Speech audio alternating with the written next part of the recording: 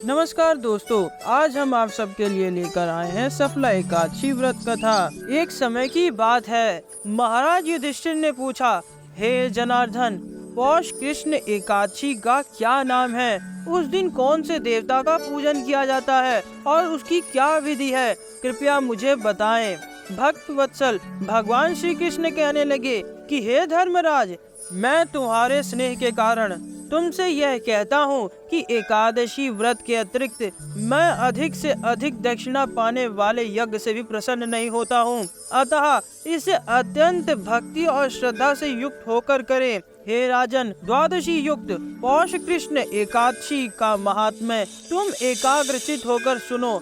इस एकादशी का नाम सफला एकादशी है। इस एकादशी के देवता श्री नारायण है। सफला एकादशी का व्रत विधि पूर्वक करना चाहिए। जिस प्रकार नागों में शेषनाग, पक्षियों में गरुण और सब ग्रहों में चंद्रमा, यज्ञों में अश्वमेघ और देवताओं में भगवान विष्णु श्रेष्ठ हैं, उसी तरह सब व्रतों में एकादशी का व्रत सर्वश्रेष्ठ है। जो मनुष्य सदैव एकादशी का व्रत करते हैं वे मुझे परम प्रिय है। हे धर्मराज, अब मैं इस व्रत की विधि कहता हूँ, सो तुम ध्यान पूर्वक सुनो।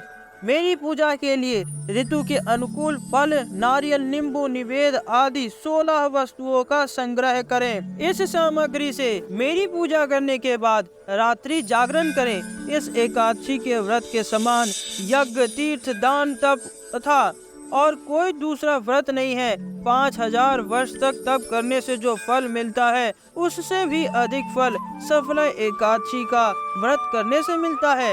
हे राजन, अब आप इस एकादशी की कथा सुनिए। चंपावती नगरी में एक महिष्मान नाम का राजा राज्य करता था। उसके 4 पुत्र थे। उन सब में लुम्पक नाम वाला बड़ा राजपुत्र महापापी था। वह पापी सदा पर स्त्री और वैश्य गमन तथा दूसरे बुरे कर्मों में अपने पिता का धन नष्ट किया करता था। वे सदैव ही देवता, ब्राह्मण, वैष्णवों की निंदा किया करता था। जब राजा को अपने बड़े पुत्र के ऐसे कुकर्मों का पता चला तो उन्होंने उसे अपने राज्य से निकाल दिया। तब वह विचरने लगा कि कहाँ जाऊं और क्या करूं। अंत में उसने चोरी करने का निश्चय किया।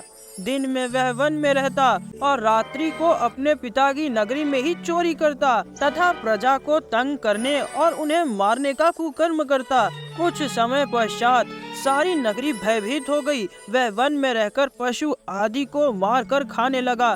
नागरिक और राज्य के कर्मचारी उसे पकड़ लेते किंतु राजा के भय से उसे छोड़ देते। जिस वन में वह रहता था उसी वन में एक अति प्राचीन विशाल पीपल का वृक्ष था।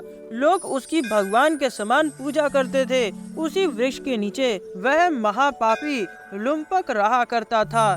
इस वन को लोग देवताओं की क्रीड़ा स्थली मानते थे। कुछ समय पश्चात पौष कृष्ण पक्ष की दशमी के दिन वह वस्त्रहीन होने के कारण शीत के चलते सारी रात्रि सो न सका।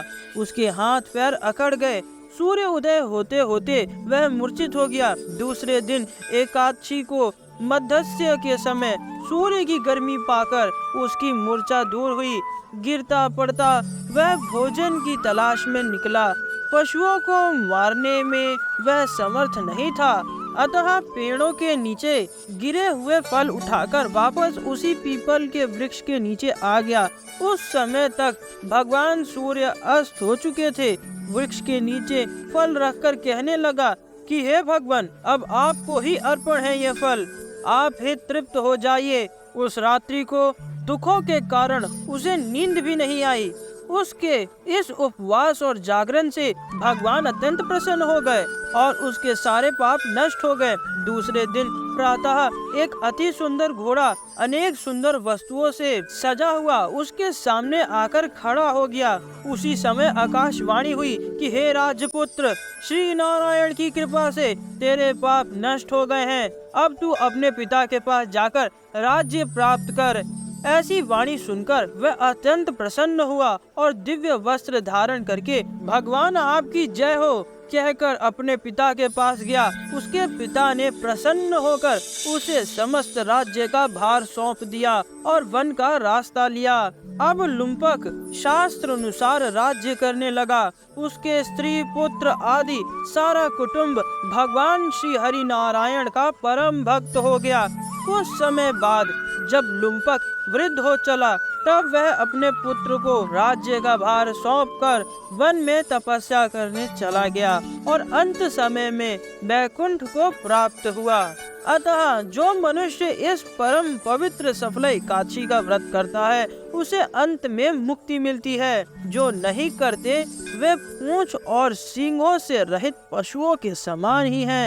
इस सफल एकादशी के महात्म्य को पढ़ने से अथवा श्रवण करने से मनुष्य को अश्वमेघ यज्ञ का फल मिलता है। तो आपको ये कथा कैसी लगी, कमेंट करके जरूर बताएं।